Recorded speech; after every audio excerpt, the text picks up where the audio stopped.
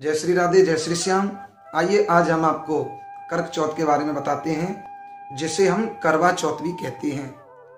कार्तिक मास के कृष्ण पक्ष की चतुर्थी को करवा चौथ होती है। 4 नवंबर 2020 दिन बुधवार को करवा चौथ है। इस व्रत को जो सुहागिन स्त्रियां हैं वो विधि विधान से करती हैं, अपने पति को दीर्घ आयु प्रदान करने के लिए, अपने सुहाग को अचल बनाने के लिए इस व्रत को किया जाता है। इस व्रत की जो विधि है वो आपको बताते हैं। सुबह ब्रह्म मुहूर्त में जगना चाहिए और स्नान इत्यादि करने के बाद भगवान का स्मरण करना चाहिए। विशेष रूप से गणेश जी महाराज का पूजन किया जाता है। इस दिन भगवान शिव और माता पार्वती का भी पूजन होता है। कहीं कहीं वर्णन है कि इस दिन भगवान विष्णु का भी पूजन होता है।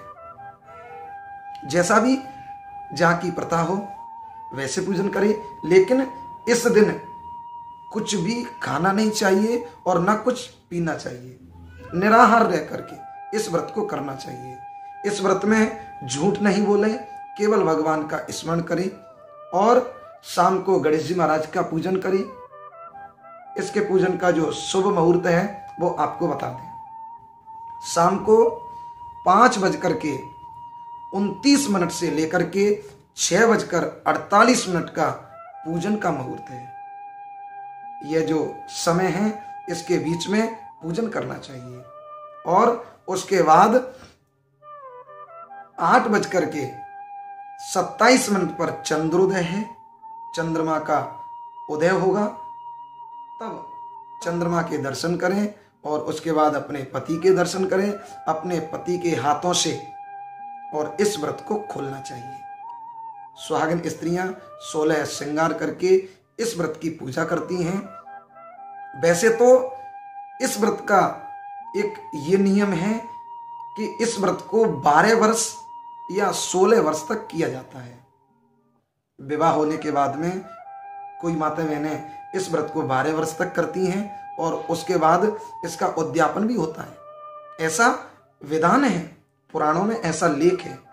और कुछ 16 वर्ष तक, या फिर कुछ इसे आजीवन, जब तक हमारे पति हैं या जब तक अपना जीवन है तब तक इस व्रत को करती हैं। और जिनका विवाह नहीं हुआ वह भी इस व्रत को कर सकती हैं। योग्य वर पाने के लिए इस व्रत को किया जाता है। इस व्रत की एक छोटी सी कथा है, वो आपको बताते हैं। एक दिन गणेश जी महाराज और माता पार्वती बैठे हुए थे। माता पार्वती ने कहा, पुत्र, कार्तिक मास के कृष्ण पक्ष की चतुर्थी को किस गणेश का पूजन करना चाहिए और इसकी कथा क्या है?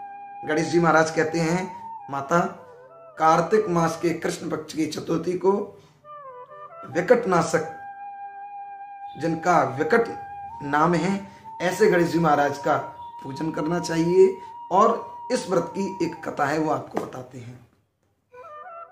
गणेश जी महाराज कहते हैं माता पार्वती से कि एक दिन अगस्त जी महाराज समुद्र के किनारे पर और तपस्या कर रहे थे। एक पक्षी अपने अंडों को से रहा था। समुद्र का ऐसा झोंका आया कि समुद्र का जल उस पक्षी के अंडे को बहा करके ले गया और वह पक्षी उसी समय संकल्प करता है कि मैं इस समुद्र को सुखा करके मानूंगा। चोंच में जल भर करके और वह फेंकने लगा। कई साल बीत जाने पर और जब समुद्र नहीं सूखा तब वह अगस्त जी महाराज के पास गया, प्रार्थना की।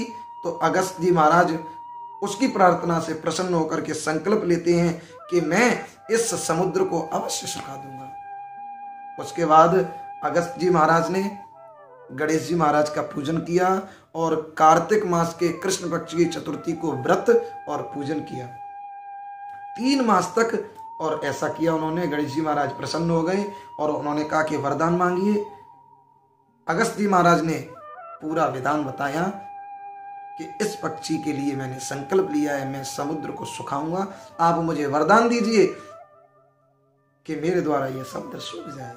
गणेश जी महाराज कहते हैं, मैं आपको वरदान देता हूं, आप जब समुद्र में से 3 आचमन करेंगे तो यह समुद्र सूख जाएगा। और ऐसा ही हुआ। अगस्त जी महाराज ने 3 आचमन किए और वह समुद्र सूख गया। इस प्रकार अगस्त जी महाराज ने उस पक्षी की मनोकामना पूर्ण की। लेकिन ये सब कब हुआ? जब गणेश जी महाराज की कृपा हुई। धर्मराज युधिष्ठिर से भगवान श्री कृष्ण इसी बात को कहते हैं, युधिष्ठिर जी आप भी कार्तिक मास के कृष्ण पक्ष की चतुर्थी को व्रत कीजिए और शत्रुओं पर विजय प्राप्त करके अपने राज्य को पुनः प्राप्त कीजिए। इस प्रकार से इस व्रत की कथा है। यदि आपको ये कथा अच्छी लगी हो तो हमारे YouTube चैनल ज्ञान गंगा कौशिक जी उसको सब्सक्राइब कीजिए, शेयर कीजिए और लाइक जरूर करें। नई नई कथाएं सुनने के लिए, नए नए भजन सुनने के लिए और हमसे जुड़े रहिए। जय श्री राधे।